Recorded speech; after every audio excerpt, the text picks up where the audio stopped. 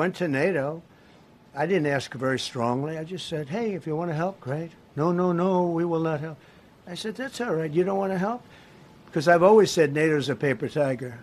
ፕሬዚዳንት ትራምፕ ወደ ስልጣን ከመጡ በኋላ አሜሪካ እየተከተለች ያለችው የውጭ ፖሊሲ አይደለም የሀገሪቱን ጠላቶች ይቅርና ወዳጆቿ የነበሩትን እንደ አውሮፓውያን ያሉ ሀገራትን ጭምር ግራ ማጋባቱን ቀጥሏል። በእርግጥ ግራ ማጋባት በራሱ አንዱ የአሜሪካ የወቅቱ ፖሊሲ ይሁን አይሆን በግልጽ የታወቀ ነገር ባይኖርም በቀድሞ ባልንጀሮቹ አውሮፓና አሜሪካ መካከል የተሸነቆረው ቀዳዳ ከጊዜ ወደ ጊዜ እየሰፋ እንጂ ሲጠባ አልተመለከትንም። በተለይ ከኢራን ጦርነት ጋር በተያያዘ አውሮፓውያን እንደ ከዚህ ቀደሙ ከአሜሪካ ጎን ለመቆም ፈቃደኛ አለመሆናቸውን ተከትሎ በፕሬዝዳንት ትራምፕ ጥርስ ተነክሶባቸዋል። በዚህ ሁኔታ ውስጥ ሆነው ነው እንግዲህ አሜሪካና አውሮፓውያን ለኔቶ ጉባኤ በአውሮፓዊቷ ስዊድን የከተሙትም። የአንኳር ዜና ቤተሰቦች ዝርዝሩ ተሰናድቷል። አብራችሁን ቆዩም። ድሮ አሜሪካና አውሮፓውያን አንተ ትብስ እኔ በመባባል ከአፍጋኒስታን ኮረብታዎች እስከ ኢራቅ ሸለቆዎች ድረስ በአንድ አብሮ ጠላታችን ባሏቸው ሀገራትና መንግስቶች ላይ ጦር አዝምተዋል። ለአንድ ዓላማ ቃል ኪዳን አስረውም በጋራ ተዋድቀዋል።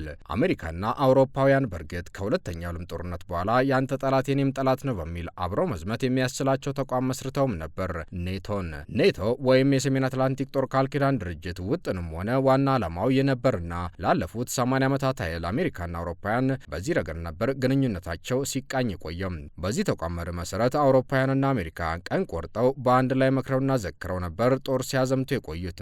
ነገር ግን ፕሬዚዳንት ትራምፕ በኢራን ላይ ጦርነት ሲከፍቱ አውሮፓውያንን አለማሳወቃቸውና አለማማከራቸው በአውሮፓውያን ዘንድ ቅሬታ ማሳደሩ አልቀረም። በበጀት ጉዳይ ቀድሞውኑ ሰጣ ገባ ውስጥ የቆዩት አውሮፓውያንና አሜሪካ በኢራን ጦርነት ደግሞ ይበልጡን ሰጣ ገባ ውስጥ መግባታቸው ይነገራል። ፕሬዚዳንት ትራምፕ አውሮፓውያንን የወረቀት ነብር የማይረቡና ያረጁ የፈጁ ሲሉ ማብጠልጠላቸው We went to NATO.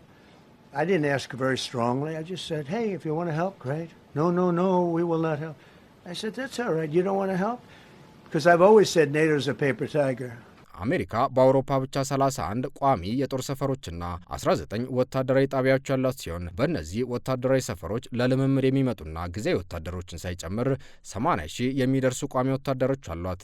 እነዚህ ወታደሮች ከ20 በላይ የአውሮፓ ሀገራቶች ላይ ተሰማርተው ቢገኙም በርካታ ቁጥር ያላቸው የአሜሪካ ወታደሮች የሰፈሩት ግን በጀርመን፣ ጣሊያንና ብሪታንያ ነው። ቀደም ሲል እንደጠቀስነው ከኢራን ጦርነት ጋር በተያያዘ በአውሮፓ ያለውን የአሜሪካ ጦር እንደሚቀንስ ሲገልጽ የከረመ የፕሬዝዳንት ትራምፕ አስተዳደር ትላንት ደግሞ ተጨማሪ ወታደሮችን በፖላንድ እንደሚያሰማራ መግለጹ አውሮፓውያንን ዳግም ግራ ጋብቷል። ባለፈው ሳምንት በፖላንድ ሊሰማራ የነበረ 4000 የአሜሪካ ወታደር ስምሪት መሰረዙን ዋሽንግተን ባሳወቀች በአንድ ሳምንት ውስጥ ነው 5000 ወታደሮችን በፖላንድ እንደምታሰማራ ያሳወቀችም። ከኢራን ጦርነት መቀስቀስ በኋላ ሆድና ጀርባ እየሆኑ የመጡት አሜሪካና አውሮፓውያን በዚህ ውሳኔ ግራ መጋባታቸው እየተነገረ ይገኛል። ምክንያቱ ደግሞ የፕሬዝዳንት ትራምፕ አስተዳደር በአውሮፓ ያለውን የወታደር ቁጥር ቀስ በቀስ እንደሚቀንስ በተደጋጋሚ ገልጿልና ነው። ሆኖም በፕሬዝዳንት ትራምፕ ድጋፍ ያላቸው የፖላንዱ ካሮል ናውሮኪ የሀገሪቱ ምርጫ በማሸነፍ የፖላንድ አዲስ ፕሬዝዳንት መሆናቸውን ተከትሎ ፕሬዝዳንት ትራምፕ ወዲያው ነበር ሀገራቸው 5000 ወታደሮችን በፖላንድ እንደምታሰማራ ያሳወቁትም። ይህንን ተከትሎም በፕሬዝዳንት ትራምፕ አስተዳደር ውስጥ የሀገሪቱ የውጭ ፖሊሲ በተቋማት ላይ ነው ወይስ በሀገሪቱ ፕሬዝዳንት ግላዊ ውሳኔዎች ላይ ነው የተመሰረቱ የሚል ጥያቄ ዳግም መነሳቱ ይነገራል። ትራምፕ አውሮፓውያን የራሳቸውን ደህንነት ለመጠበቅ በቂ በጀት እያዋጡ አይደለም ከሚለው ክሳቸው አንስቶ በኢራን ጦርነት አውሮፓውያን ጀርባቸውን ሰጥተውኛል ሲሉ በተደጋጋሚ ቅሬታ አቅርበዋል። አውሮፓውያን ደግሞ የጦርነቱ ድግስ ሲደገስ ሳንጠራ ድግሱ ከተበላ በኋላ መጠራታችን መናቃችንን ያሳያል በማለት እንዳኮረፉ ናቸው። የጀርመኑ ቻንስለር ፍሬድሪክ እንደውም ፕሬዝዳንት ትራምፕ ከኢራን ጦርነት መውጫ ቀዳዳ ሳያበጁ በስሜት ጦርነት ውስጥ በመግባታቸው የኢራን መጫወቻ ሆነዋል በማለት ትችት በመሰንዘራቸው ትራምፕ በግነዋል። ይህንን ተከትሎም ትራምፕ በአውሮፓ ከፍተኛ ቁጥር ያለው የአሜሪካ ጦር ከሚገኝበት የጀርመን የጦር ሰፈር 5000 የሚደርሱ የሀገራቸውን ወታደሮች እንደሚያስወጡ መግለጻቸው አይዘነጋም። ቻንስለሩ በኢራን ጦርነት ፕሬዝዳንት ትራምፕ መዋረዳቸውን በገለጹ ማግስት ነበር ፔንታጎን ይህንን ያሳወቀው። ትራምፕ እንደውም ከዚህ ወር ጀምሮ ከ5000 በላይ የአሜሪካ ወታደሮች ከጀርመን መውጣት እንደሚጀምሩ ነው የጠቀሙት። አስከትለውም በፖላንድ ሊሰፍር የነበረው 4000 የአሜሪካ ጦር ወደዚያው እንደማያቀና በማሳወቅ በአውሮፓውያን ላይ ቆሽታቸው እንዳረረ አሳበቁ። ሆኖም አሜሪካ እርምጃው በአውሮፓ ያለውን የወታደሮቿን ቁጥር ቀስ በቀስ የመቀነስ እቅዱ አካል ስለመሆኑ በመጥቀስ ነገሩን ለዘብ ለማድረግ ሞክራለች።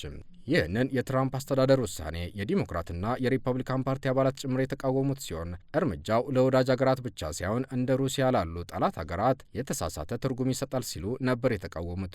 በዛሬው ዕለት በአውሮፓዊቷ ስዊድን መካሄድ በጀመረው የኔቶ ጉባኤ ላይም ይህ ጉዳይ ይነሳል ተብሎ ቢጠበቅም በአውሮፓና አሜሪካ መካከል የተቸነከረው የልዩነት አቀበት ግን በቀላሉ መፍትሄ ያገኛል ተብሎ አይጠበቅም። በጉባኤው ላይ የአሜሪካ ውጭ ጉዳይ ሚኒስትር ማርኮ ሩቢዮ አሜሪካን ወክለው እየተሳተፉ ይገኛሉ።